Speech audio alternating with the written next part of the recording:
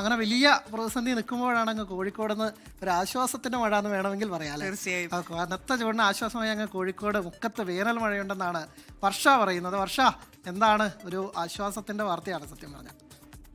അതെ, തീർച്ചയായും കനത്ത ചൂടായിരുന്നു കോഴിക്കോട് അനുഭവപ്പെട്ടിരുന്നത്. ആ സമയത്താണ് ഇപ്പോൾ മുക്കത്ത് ഒരു ആശ്വാസമഴ പെയ്തിരിക്കുന്നത്. അപ്പോഴും കോഴിക്കോട് നഗരത്തിൽ കനത്ത ചൂട് തന്നെ തുടരുന്നു എന്നുള്ള ഒരു ആശങ്ക കൂടെയുണ്ട്. ഇത് മുക്കം ഭാഗത്താണ് ഇന്ന് ഉച്ച 2:45 കൂടി അതിശക്തമായ ഒരു മഴ പെയ്തത്. 10 മിനിറ്റ് നേരം മാത്രമേ മഴ ഉണ്ടായിരുന്നുള്ളൂ. എങ്കിലും അത് അവിടുത്തെ ജനങ്ങളെ സംബന്ധിച്ച് വളരെ ആശ്വാസമായ ഒരു മഴ തന്നെയായിരുന്നു. പെയ്ത മഴ അതിശക്തമായി തന്നെ പെയ്തു എന്നുള്ളതാണ് ഇവിടെ എടുത്തു പറയേണ്ടത്. മണ്ണ് നനയുന്ന രീതിയിൽ തന്നെ ശക്തമായ മഴ പെയ്തു. 10 മിനിറ്റ് നേരമാണ് പെയ്തതെങ്കിൽ കൂടി അത് ആളുകൾക്ക് ആശ്വാസമാകുന്ന രീതിയിൽ പെയ്തു എന്നുള്ളതാണ് ഇവിടെ ഏറ്റവും പ്രധാനപ്പെട്ട കാര്യം. അതേസമയം ഞാൻ സൂചിപ്പിച്ച പോലെ കോഴിക്കോട് നഗരത്തിൽ അതിശക്തമായ ചൂട് തന്നെയാണ് അനുഭവപ്പെടുന്നത്. ഈ മലയോര മേഖലകളിലെല്ലാം ചെറിയ മഴ ലഭിക്കുന്നു എന്ന് പറയുന്നത് മാത്രമാണ് കോഴിക്കോടിനെ സംബന്ധിച്ച് ഏറെ ആശ്വാസം നൽകുന്ന കാര്യം. എന്തായാലും മഴ പെയ്ത് ചോർന്നു. വലിയ രീതിയിലുള്ള ആശ്വാസം നൽകിക്കൊണ്ട് അതിശക്തമായ മഴ പെയ്തു തോർന്നു.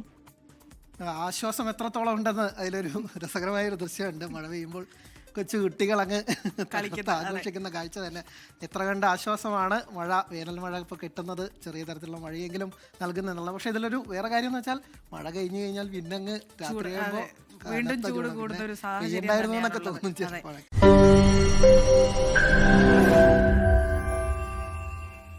ലോകത്തെവിടെയായാലും ഏത് സമയത്തും 24 വാർത്തകളും ഓഗ്മെന്റഡ് റിയാലിറ്റി പാക്കേജുകളും എക്സ്പ്ലെയിനറുകളും വിശദമായി കാണാൻ ഞങ്ങളുടെ യൂട്യൂബ് ചാനൽ നിങ്ങൾക്ക് സബ്സ്ക്രൈബ് ചെയ്യാം.